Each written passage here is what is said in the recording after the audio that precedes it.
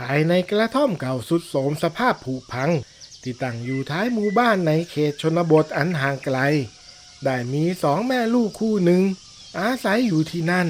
คนลูกชื่อว่าสอนเป็นเด็กผู้ชายที่กำพร้าบิดามาตั้งแต่ก่อนลืมตาดูโลกจึงเหลือมารดาผู้เป็นใบ้คอยดูแลอยู่เพียงลำพังทั้งสองใช้ชีวิตอย่างปากัดตีนถีบและมีรายได้จากการเก็บฟืนในป่าไปขายในหมู่บ้านเพียงแค่นั้นในขณะที่แม่และสอนกำลังเดินทางเอาฟืนเข้าไปขายในหมู่บ้าน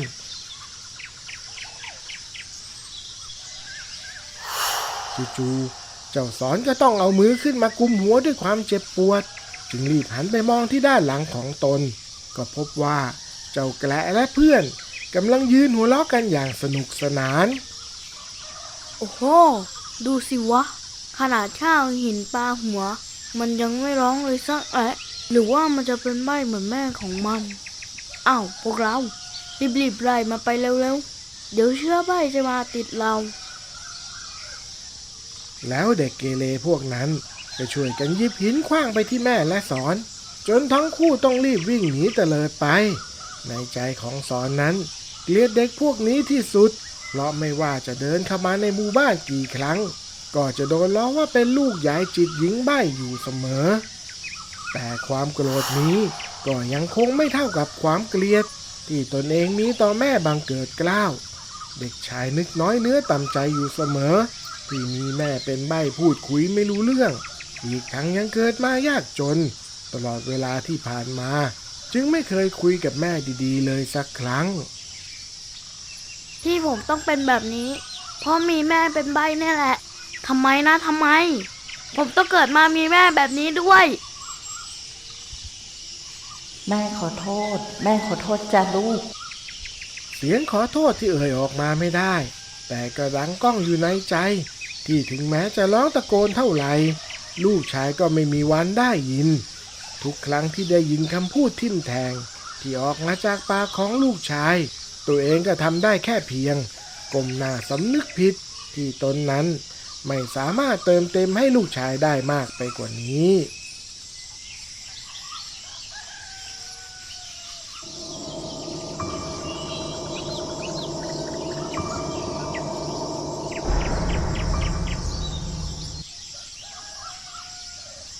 วันเวลาผ่านไปจากเด็กชายที่ช่วยแม่เก็บฟืนขายก็กลายเป็นพรานหนุ่มใหญ่ที่ห้าวหาญออกล่าสัตว์นั่งห้างในป่าในคืนนั้นท่ามกลางป่าอันเงียบสงัดก็มีเสียงเดินแหวกพงหญ้าเข้ามาอยู่บริเวณด้านล่างของห้างตนสอนจึงชะเง้อดูก็พบว่ามีหมูป่าตัวใหญ่กำลังเดินหากินในบริเวณนั้นเฮ้มึงเสร็จกูแน่พลานหนุ่มเล็งปืนเตรียมเหนี่ยวไกออกไปแต่ในขณะนั้นเองก็ได้มีดวงไฟปริศนาขนาดเท่ากำปั้นหลายดวงลอยโฉบออกมาจากพุ่มไม้ข้างๆพร้อมกับพุ่งเข้าไปฉีกกินหมูป่าต่อหน้าต่อตาทำให้สอนนั้นถึงกับอุทานเสียงดังลั่นตกใจกับภาพที่ได้เห็นเฮ้ยนี่มันอะไรกันวะทันทีที่สิ้นเสียงตะโกนของสอนก็มีเสียงของชายชราที่ฟังดูเข้มขลังดังแทรกเข้ามาจากห้างข้าง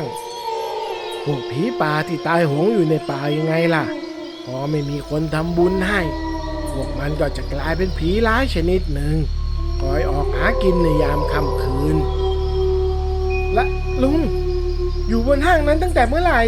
ทำไมฉันไม่รู้ตัวเลย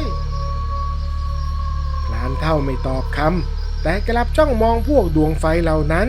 ที่กำลังลอยเข้าไปล้อมรอบต้นไม้ใต้ห้างของตนและค่อยๆเลื่อนขึ้นไปเรื่อยๆโดยมีเป้าหมายต่อไปก็คือตัวพลานเฒ่านั่นเองเล่นกับใครไม่เล่นดวงสวยของพวกมึงแล้วที่มาเจอกับจอมพลานอย่างข้าพลานชราดึงมีดขวานช้างออกมาพร้อมกับไล่อาคมคมปราบที่สืบทอดต่อกันมาจากครูประกรรมรุ่นก่อนจนมีดขวานช้างนั้นเล็งประกายสว่างไสวออกมาแล้วก็ปักมีดหมอนั้นลงไปบนห้างทันทีทันใดนั้นก็มีเสียงวิญญาณช้างร้องแปลนดังก้องป่า พร้อมกับส่งพลังเป็นคลื่นไปกระแทกเข้ากับลูกไฟที่ล้อมอยู่นั้น จนกระจายหายสลายไปทุกดวง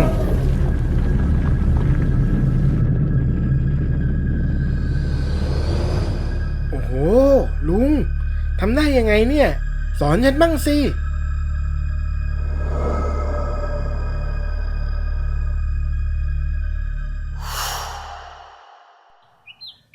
หลังจากวันนั้นเป็นต้นมา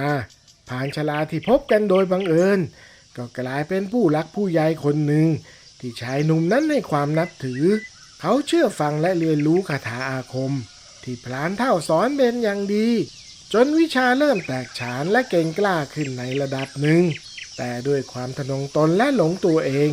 จึงทำให้อยากลองวิชาที่ตนนั้นได้ฝึกฝนมาเมื่อไหร่ลุงจะให้ฉันไปลองวิชาสักทีเอาแต่บอกอยู่นั่นแหละว่าฉันยังไม่พร้อมก็เองยังไม่พร้อมจริงๆนี่วะเรียนวิชาอาคมนะเว้ยไม่ใช่ปลูกถั่วงอกจะได้ปลูกวันนี้แล้วพรุ่งนี้จะได้กินได้เลยในวันนั้นเองหลังจากที่กลับมาจากนั่งห้างสอนก็ได้แวะไปที่กระท่อมของพลานเฒ่าเพื่อนำสัตว์ที่ล่ามาได้ไปแบ่งให้กับพลานชราแต่กระดันเห็นว่ามีแขกเข้ามานั่งพูดคุยในกระท่อมนั้นสอนจึงได้เงี่ยหูฟังเท่าแกก็รู้ว่าว่านนี้น่ะมันอยู่ในป่าต้องห้ามไม่มีใครกล้าไปเอาหรอกจะให้ฉันเท่าไรฉันก็ไม่เอาเคยมีทั้งพรานและหมอผีเข้าไปลองวิชาแต่สุดท้ายก็ตายเป็นผีเฝ้าป่าอยู่ที่นั่นกันฉันไม่เสี่ยงหรอกจอมพลานจะไม่เก็บไปคิดหน่อยเหรอฉันอยากได้ว่านไพรดำนั้นจริงๆนะตามตำราเขาว่ามันเป็นยาอายุวัฒนะฉันดีเลยล่ะจะให้ฉันวางมัดจำก่อนก็ได้ไม่สิเอาเงินไปก่อนเลยดีกว่าได้หรือไม่นั้นฉันก็ไม่ว่าขอให้จอมพลานตอบตกลงเถอะเท่าแกพอเถอะอย่ามาเซ้าซีฉันเลยไปหาคนอื่นดีกว่าบทสนทนานี้ทำให้สอนถึงกับตาลุกวาวในทันทีเพราะจำนวนเงินที่ได้ยินนั้นสามารถทำให้ชายหนุ่มที่ลำบากมาทั้งชีวิตเปลี่ยนเป็นเศรษฐีสุขสบายไปทั้งชาติได้เลยเมื่อคิดได้ดังนั้นก็รอจังหวะที่เฒ่าแก่เดินออกมาจากกระท่อมออกไปพบเพื่อเจรจาและอาสาไปเอาว่านไพรดำนั้นมาให้เอง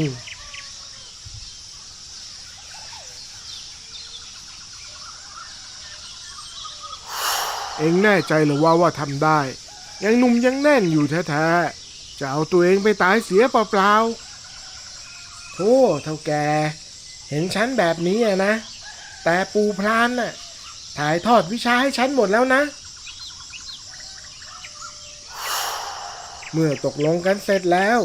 ชายหนุ่มก็ตรงปรีเพื่อเข้าบ้านไปเตรียมของในทันทีสอนฝันหวานถึงจำนวนเงินที่จะได้รับอย่างออกหน้าออกตา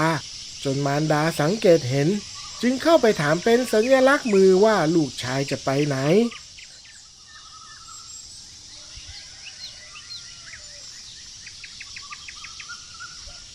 ฉันก็จะออกไปทำชีวิตให้เจริญขึ้นยังไงล่ะแม่ที่ป่าต้องห้ามนะมันมีว่านไพรดำอยู่ถ้าเอาไปขายให้เฒ่าแก่ได้ก็จะได้เงินมาอีกมากโขถ้าแม่ช่วยอะไรไม่ได้ก็ไม่ต้องขโมยวุ่นวายสอนพูดเสียงห้วนแต่เมื่อนางจิตได้ยินชื่อว่านกับป่าต้องห้ามก็ถึงกับดวงตาเบิกกว้างตกใจสุดขีดพร้อมกับดึงแขนของลูกชายเอาไว้ห้ามไม่ให้ไปโอ้ยแม่จะอะไรกันนะกันหนาก็อีแค่ไปขุดว่านแป๊บเดียวก็กลับมาแล้วบอกแล้วใช่ไหมช่วยอะไรไม่ได้ก็อย่ามายุ่งเมื่อพูดจบสอนก็สะบัดแขนอย่างแรงจนทำให้ผู้เป็นแม่ถึงกับเซถลาล้มลงไปสอนตกใจที่พลั้งมือไปโดยไม่ได้ตั้งใจทำท่าจะเข้าไปช่วยแม่แต่แล้วก็เกิดเปลี่ยนใจกลับเดินมุ่งหน้าสู่ป่าต้องห้ามโดยไม่หันกลับมามองแม่ของตนที่ร้องไห้ฟูมฟายเลยแม้แต่น้อย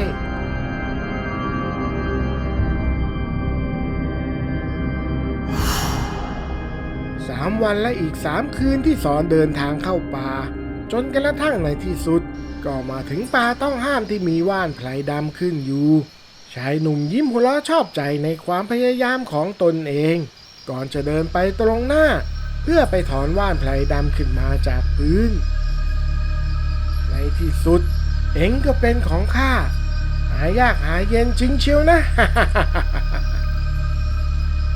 แต่แล้วจู่ๆก็มีควันทะมึนสีดำลอยแผ่กระจายไปในบริเวณรอบๆและกลายเป็นร่างสีดำสูงใหญ่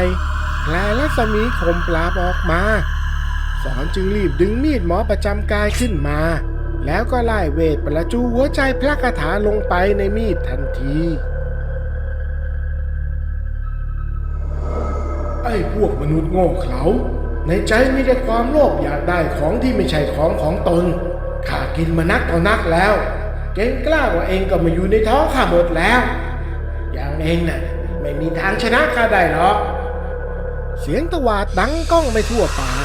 ก่อนพูดที่พิทักษ์ว่านไผ่ดำจะกระโจนเข้ามาหาสอนอย่างรวดเร็วชายหนุ่มพยายามหาจังหวะในการโจมตีกลับแต่ก็ไม่เป็นผลเลยแม้แต่น้อยเพราะศัตรูคราวนี้ไม่ใช่ผีป่าธรรมดาแต่เป็นถึงวิญญาณชั้นสูงที่มีฤทธิ์มีเดชแล้วกับเทวดาก็ไม่ปานการต่อสู้ดำเนินมาจนกระทั่งใกล้เวลาเช้าตรู่สอนใช้แรงจนหมดแล้วจึงโดนพูดไพรดำตนนั้นทำลายนอนล่อแล่เจียนตายอยู่บนพื้น เตรียมใจตายไว้แล้วใช่ไหมจงสำนึกเสียใจเถอะว่าเพราะความโลภของตัวเองจึงต้องมารับผลกรรมมันนี้พูดตนนั้นสำรวมจิตอยู่สักพักก่อนที่จะมีลูกไฟสีดำทะมึนพุดขึ้นมาจากต้นว่านแล้วก็พุ่งไปกระแทกกับร่างของสอนจนสอนนั้นเจ็บปวดตอนดิ้นทุรนทุรายอยู่บนพื้น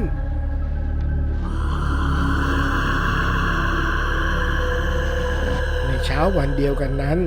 ยายจิตที่หน้าตาเศร้าหมองเพราะเป็นห่วงลูกชายจนกินไม่ได้นอนไม่หลับก็ได้ออกมานั่งรอพระบิณฑบาตเหมือนดังเช่นทุกวันแต่ในวันนี้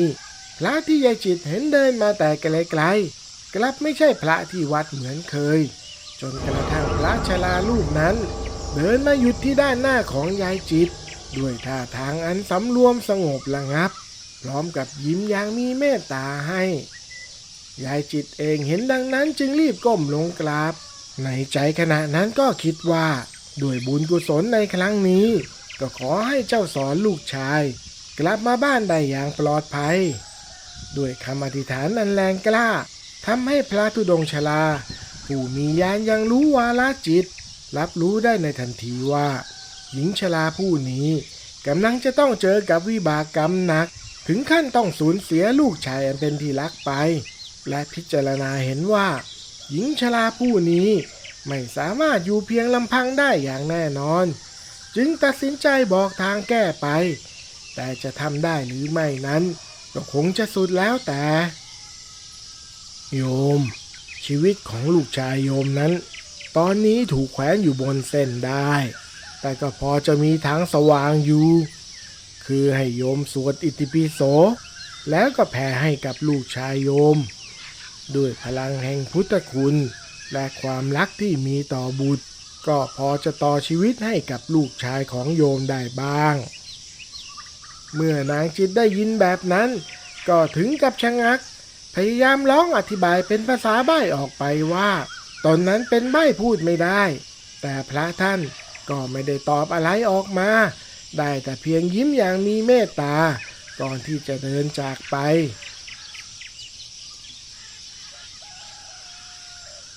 ด้วยความรักที่แม่มีต่อลูกนั้นยายจิตจึงพยายามคาดขันออกเสียงอย่างยากลำบากและเหนื่อยล้า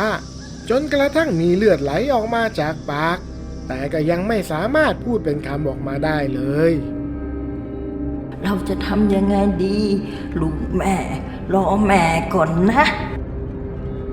ในขณะที่ยายจิตกำลังหมดอะไรตายอยากเพราะไม่สามารถเปล่งเสียงสวดออกมาได้นั้นจู่ๆทุกอย่างก็เหมือนกับดับลงกระทันหันจิตที่เคยเศร้าหมองก็เหมือนกับถูกแยกออกมาเป็นผู้ถูกรู้โดยมีสติเป็นตัวรู้ดูแยกอยู่ต่างหาก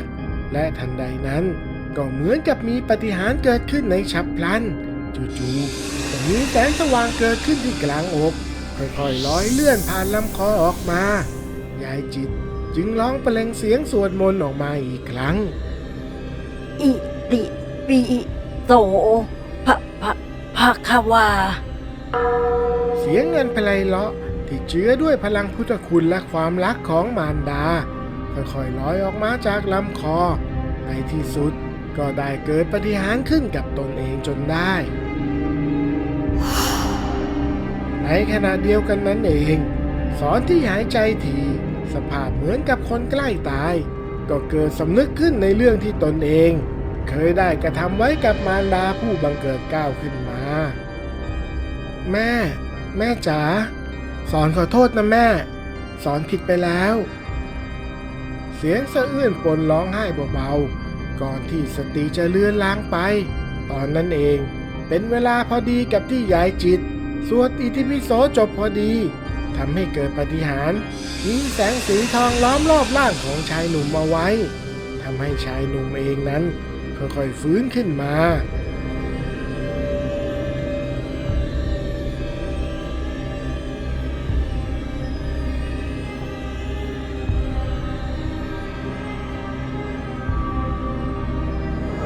นะนี่มันพลังพุทธคุณ แล้วแสงสีทองนั้นก็ค่อยๆขยายจนกลืนร่างของผู้ชายดำจนกระทั่งร่างนั้นสลายไป